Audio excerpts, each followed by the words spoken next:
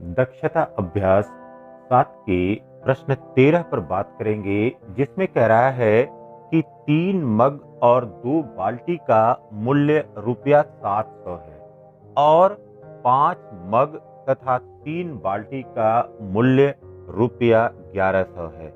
एक मग और एक बाल्टी का मूल्य अलग अलग ज्ञात कीजिए।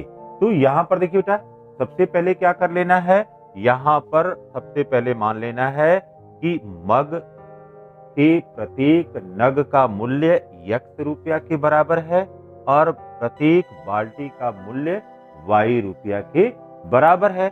इसके बाद युगपत समीकरण बना लेना है।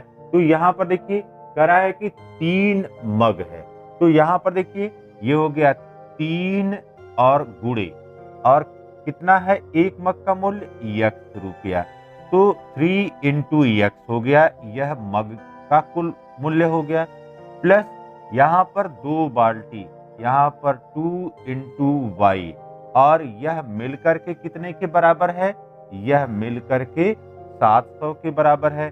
इसलिए 3x plus 2y is equal to 700, ये हमारा पहला समीकरण प्राप्त हो गया। फिर अगली शर्त यहाँ पर क्या कह रहा है, ये तो पहली शर्त थी, पहली शर्त के अनुसार हो गया। अब यहाँ पर जो दूसरी शर्त है, इस दूसरी शर्त का यहाँ पर इम्प्लीमेंटेशन किया जाए, उपयोग किया जाए। कह रहा है कि 5 मग तथा 3 बाल्टी। अब यहाँ पर देखिए 5 इंटू और मग का मूल्य x रुपया, तो 5 गुणे x प्लस और 3 बाल्टी, तो 3 इंटू और एक बाल्टी का मूल्य y रुपया, यह मिल करके कितने के बराबर हो रहा है, यह मिल करके यहाँ पर 1100 के बराबर हो रहा है। तो इसको लिख सकते हैं 5x plus 3y is equal to 1100। ये हमारा दूसरा समीकरण हो गया। 2 समीकरण यहाँ पर मिल गए। अब इनको हल करना है। यहाँ पर देखिए, यहाँ पर अब y का गुणांक कितना दिया गया है, 2 दिया गया है। यहाँ पर y का गुणांक कितना दिया गया है, 3 दिया गया है। तो अब अगर चर y के गुणांकों को बराबर करना चाहते हैं, तो समीकरण 1 में किससे गुणा करना होगा, समीकरण 1 में 3 से गुणा करना होगा, और समीकरण 2 में किससे गुणा करना होगा, 2 से गुणा करना होगा।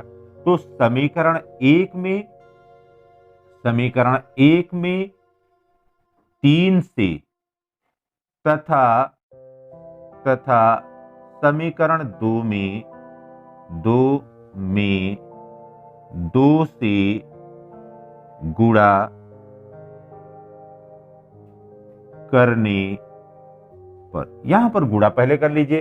अब यहां पर देखिए 3 का गुणा यहाँ पर 3 के साथ हुआ, 3 त्रिके 9x प्लस यहाँ पर हो गया 2 3 6, ये हो गया 6y बराबर, और 7 त्रिके 21 हो गया, 2100 हो गया।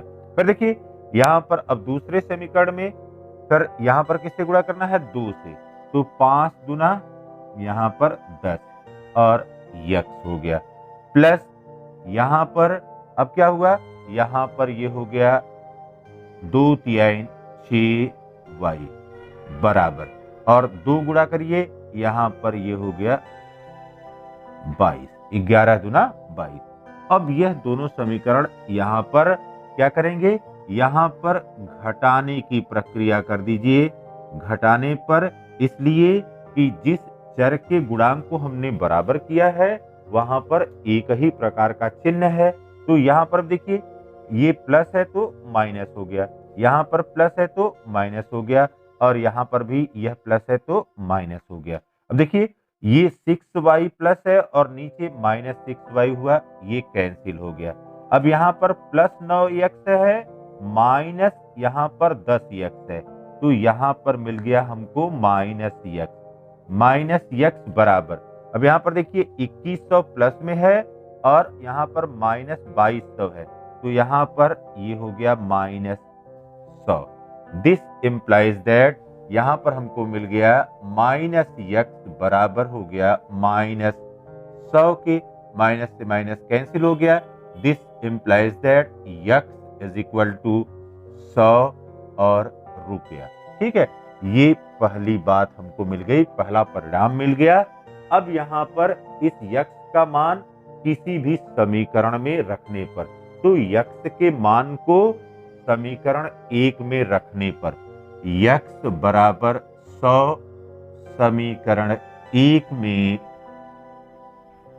में रखने पर, और समीकरण 1 क्या है, यह है 3x प्लस 2y, तो यहां पर हो गया 3x plus 2y is equal to, यहां पर दिया गया है 700 के। अब यहां पर 3 गुणे और यक्स बराबर कितना है, यक्स बराबर यहां पर 100 है, फिर प्लस 2y बराबर हो गया 700। अब 3 का गुणा 100 के साथ हुआ तो यहाँ पर 300 प्लस 2y बराबर हो गया 700, इसलिए 2y बराबर हो गया 700 माइनस 300, और यह 700 में से 300 गया, कितना हो गया 400, तो 2y बराबर यहाँ पर मिल गया 400। This implies that y is equal to 400/2, और यह बराबर हो गया 200 रुपया। तो यक्स का मान हमको मिल गया और y का मान मिल गया। यहाँ पर यक्स बराबर कितना मिला, यहाँ पर मिल गया रुपया 100, और y बराबर कितना मिला, रुपया 200। तो अब एक मग का, इसलिए हमारा परिणाम क्या हो गया, एक मग का मूल्य, एक मग का मूल्य यह बराबर है यक्स रुपया लिया हुआ था, और यह बराबर हो गया 100 रुपया के, और एक बाल्टी का मूल्य यह बराबर था y रुपया, और यह बराबर हो गया 200 रुपया के। तो यहाँ पर प्रतिबंधों के आधार पर युगपत समीकरण को प्राप्त किया। इसके पश्चात समीकरणों को हल करते हुए हमने मग और बाल्टी का मूल्य ज्ञात कर लिया।